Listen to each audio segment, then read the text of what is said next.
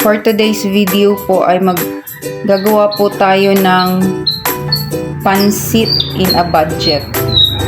Siyempre, ang pinaka main ingredient natin ay yung pansit. Itong ginamit ko dito ay pansit Mickey. 1/2 kilo pansit Mickey po ito. 20 pesos po. Yan. Tapos, meron tayong ito po yung sayote. Kalahati lang yung ginamit ko na sayote. Tapos, pinati ko yung isang buong sayote. Tapos, may carrots tayo.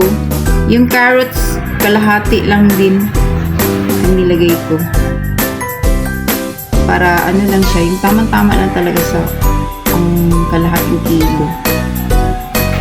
Ayoko naman yung masyado naman siya maraming gulay na. Ito naman yung bawang, tapos sibuyas. Inano ko na sila lahat. Hiniwa ko na muna lahat para pagluto. Naka-prepare na siya dati para pagluto madali na lang. Tapos may bell pepper po. Maliit lang yung bell pepper kasi medyo nabulok yung isang bell pepper lang yan. Yan, inano ko na lang yung natira. Ginamit ko. Pagkatapos, itong Baguio beans. Yan. Tansya-tansyahan lang yan. Basta kumuha lang ako ng isang dakot na Baguio beans. Tapos yung karne ko naman, eto. Yan.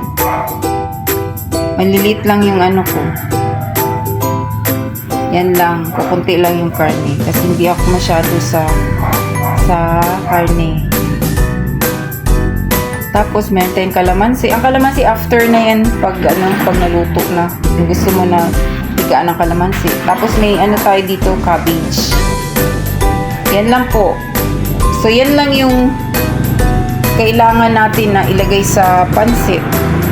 Pwede naman kayo nasa sa inyo na yun kung gusto nyo maglagay kayo ng ibang mga sangkap, katulad ng pwede rin maglagay kayo ng atay kung gusto ninyo, yung liver, chicken liver, ganyan, or pork liver, o kaya hipon. Nasa sa inyo naman yun. Pero ito sa akin, ito, pansit in a budget lang kasi. Kaya, yan lang yung sangkap ko. So, yan po. So, let's go guys. Samahan nyo ako magluto ng pansit in a budget. Let's go guys! Ito yung mga pampalasa na gagamitin natin, yung soy sauce. Siyempre, hindi nawawala yung mantika na pangkutsa natin. Tapos, meron tayo ditong ang ilalagay ko po na paminta, yung pepper na ground. Dapat yung paminta na yung sanang durog na paminta. Pero ito, powder na paminta ito. Ito siya. Kasi binigay ito ng ng kapitbahay ko, yung pinsan ko. Kasi galing ng Saudi daw yan. Mabango nga naman siya. Tapos kasi may anak siya dun sa Saudi. Nagtatrabaho, nurse. Ito yung, syempre may magic sarap din. Dati sabi ko ayoko ng magic sarap. Pero, gagamit tayo niyan for added na lang yan siya, pampalasa. Tapos, syempre, yung asin. Ito yung asin natin. Diyan. Ang paglalagay ko naman ng wala nang sukat-sukat. Tansyahan na lang yun sa akin. Kasi, depende na yun sa panlasa ko. Ayan po. Sana natin yung pagluluto. Medyo malakas yung apoy. Ayan na. So, ito yung kawali. Ang una nating gagawin ay paiinitin natin ng sandali yung kawali. Kung meron siyang tubig para matuyo yung tubig. Saka natin lalagyan ng mantika. Yan po. Ako hindi ako masyadong marami maglagay ng mantika. Kunti lang. Ganyan. So, yung tama lang talaga siya makapaggisa siya ng ng bawang at sibuyas. So, yan, kumukulo na yung mantika. Next po ay ilalagay na natin yung bawang. Ayan, ilalagay natin yung bawang. Tapos, syempre, i-ano natin yung bawang. Ayan.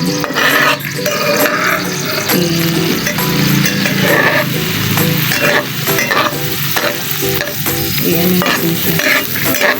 Gisa natin yung bawang. Then, isunod na natin yung dapat pa-brown ba yung bawang pero huwag na. Sabay na natin yung sibuyas. Pwede naman yun. Brown o hindi. Nasa sa inyo na yan. So, ito. Yan.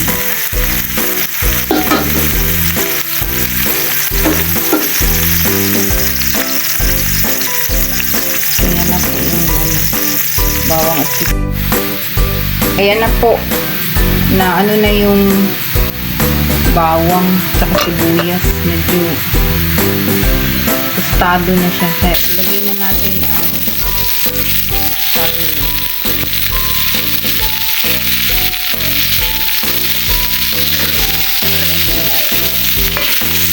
So, ano rin natin ito? Medyo brown ng kaunti. Mikos natin.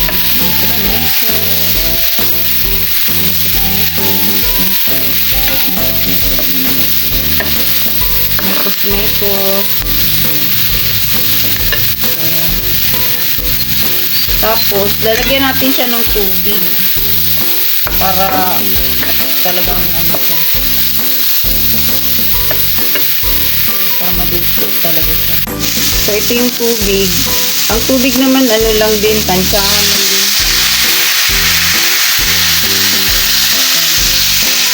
Yung tama lang na, sa palagay mo na maluto. Hindi naman yan, kung saan palibig-pagin talaga. Maluto lang siya. Tapos, lalagyan na natin titimplahan na natin siya ng ng toyo. Lagyan natin siya ng toyo. Ang hirap ng isang kamay lang. Toyo. Yung toyo naman, yan. Dami yata. Isang kamay lang yan, ha. Isang kamay. Tama yung tubig niya na ganyan. Medyo, siya, swimming siya. Kasi, mamaya yung pansit, yung pansit kasi, sumisip-sip kasi yun ng sabaw. So, tama lang yan. Ilayo-layo ko muna yung camera kasi mainit. Mainit yung usok niya. Lagyan na natin din yung pepper. Yung brown pepper. Tansya-tansya lang din. Binubuhos ko lang yan. Ayan. Ayan siya. Mabango siya. Galing to ng sodi. Ayan. So, kunti lang ilagay ko. Ayan. Lalagyan ko na siya ng yung magic. Yan. Kunti lang. So, ang palason. Hindi ko na pala siya lalagyan ng asin kasi na siya. Yun na lang ang toyo na lang at saka yung magic na yan. Tatakpan na po natin siya para alam natin na siya. So, ayan na. Natin, buksan na natin para makita natin yun. At saka next ay ilalagay na natin yung pansit. Ilalagay na natin yung pansit. Masarap na yung lasa niya. Lagay na natin yung pansit. Yan. Hirap talaga naman. Ito lang ang ikaw na yung cameraman, ikaw pa yung delikado nito, baka mahulog ang cellphone ba dyan sa so patayin ko naman na yung para mekos yan, mekos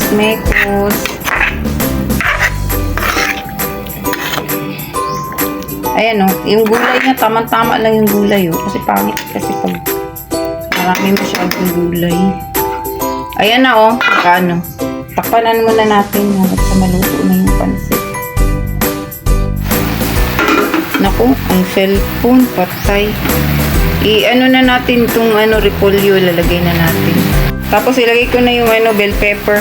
Ang bango-bango na niya doon sa yung nilagay ko na na powder na paminta. Bango niya. Yung ayan na po yung pansit natin. Luto na siya. Kaya ilalagay na natin siya sa lagyan. Yung plating na naman. So, ito na yung niluto natin na pansit in a budget. Ayan na po siya. Yan. Masarap po siya habang mainit pa na kainin siya. So, ito, may tayo dito, tasty bread. Para dyan, partner natin. Tapos, syempre, yung kalamansi. So, yun na po guys. Thank you very much po ulit sa pagsama ninyo sa aking simpleng pagluluto. Maraming salamat po.